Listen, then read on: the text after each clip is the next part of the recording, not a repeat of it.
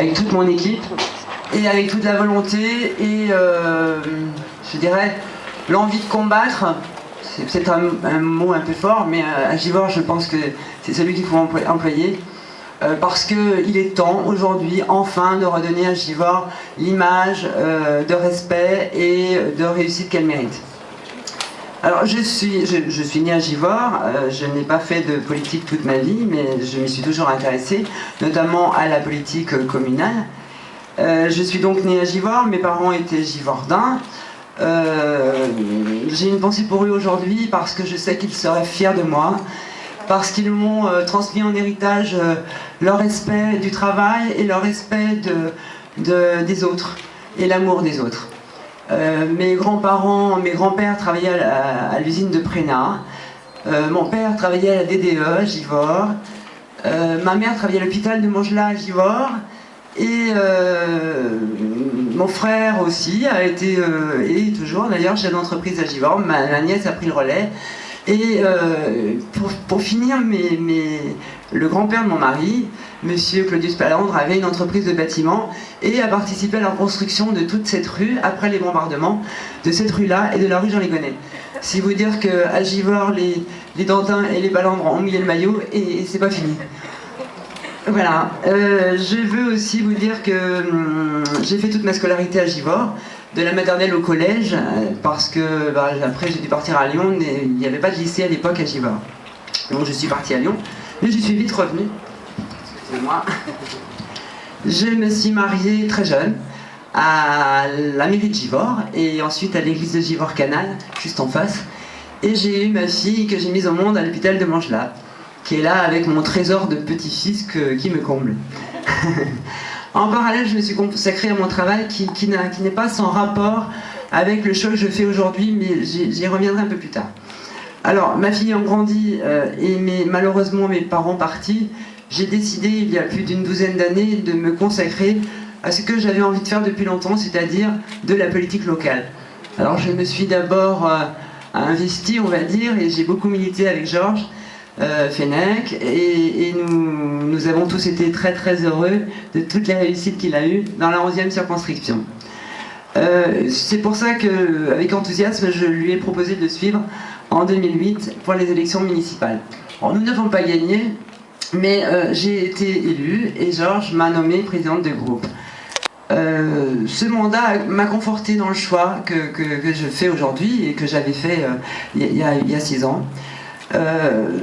Tout n'a pas été facile pendant ce mandat. On a eu des épreuves un peu difficiles, mais on préfère les oublier aujourd'hui puisque tout est rentré dans l'ordre. Mais en tout cas, avec les élus, Jean-Marc Bouffard, Alain Pelosato et Virginie Bodard, on a tenu le coup.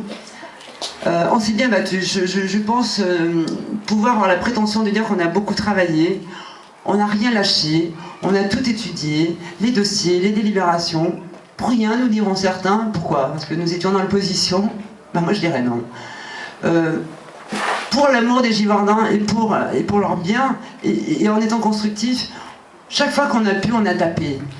Et on a fait plier la majorité plus d'une fois. Aujourd'hui est venu le temps de la faire casser. Je vous disais tout à l'heure que mon travail n'était pas étranger au choix que je fais aujourd'hui. J'ai rencontré tout au long de ma carrière, 35 ans tout de même, des centaines et des centaines de Givordins. Je peux dire que je connais toute une partie de leur vie et de leurs problèmes. Je connais leurs angoisses quand ils perdent leur travail et qu'ils ont des fins de mois difficiles. Je connais aussi leur révolte quand ils sont cambriolés, quand leur voiture est brûlée ou volée. J'ai assuré certaines familles pendant 3 générations. J'ai donc connu leur peine quand des parents sont partis et leur bonheur quand des enfants sont arrivés. Excusez-moi. J'ai vu aussi des gens partir de rien et devenir de grands chefs d'entreprise. Parce que c'est pas tout noir quand même. Hein. Des commerçants par contre obligés de fermer leur boutique en laissant toute une vie de travail derrière eux. Et d'autres venir s'installer et se battre pour nous donner un peu de vie dans cette ville. Des artisans, des libéraux.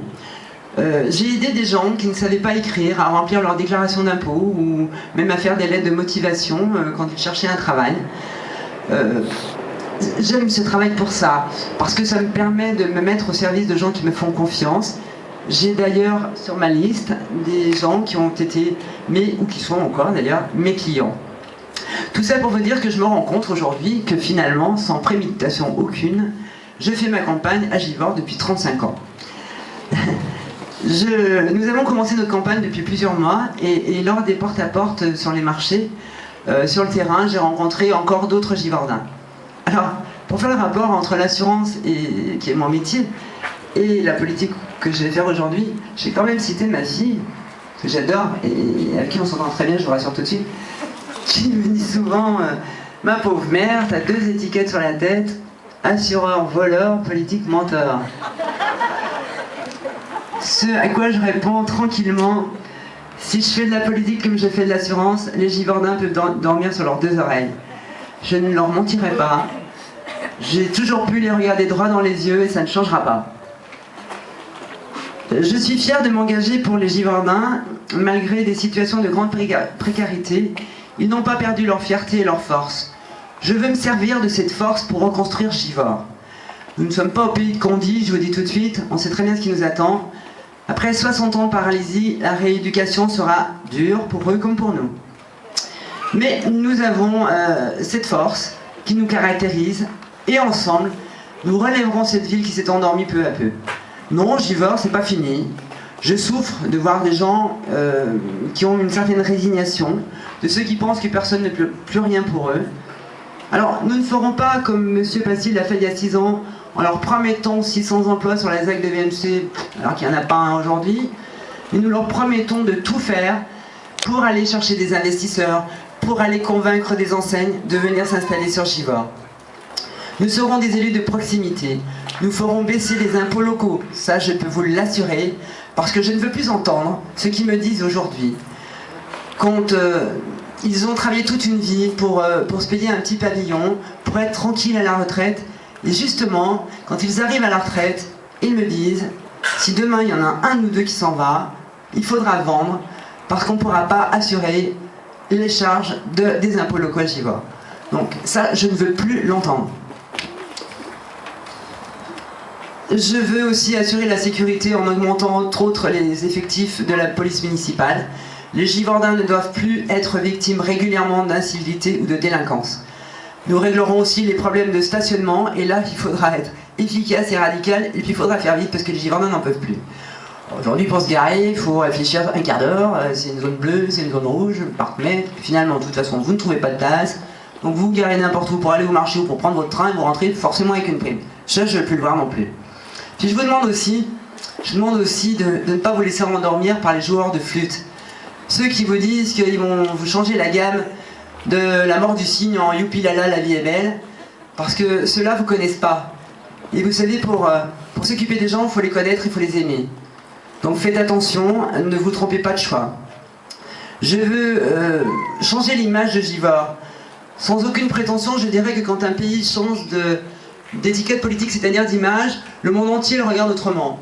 Moi, je me contenterais de dire, je voudrais que la région, voire plus si affinité, regarde à Givors avec envie et avec justement l'envie de venir et surtout de ne pas partir. Georges m'ayant passé le flambeau, j'ai demandé l'investiture à l'UMP qui me l'a accordé. J'en suis très fier.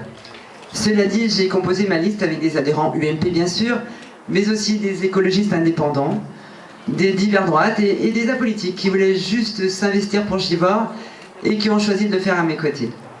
Tous ceux que j'ai sollicités m'ont dit oui. Les élus repartent avec moi. D'autres étaient déjà là sur la liste il y a 6 ans. Et de nouvelles têtes nous ont rejoints avec la même volonté, les mêmes principes et les mêmes convictions. Tous ont des qualités requises pour être élus, avec chacun leur spécificité. Je suis très fière de ma liste, très heureuse de travailler avec eux.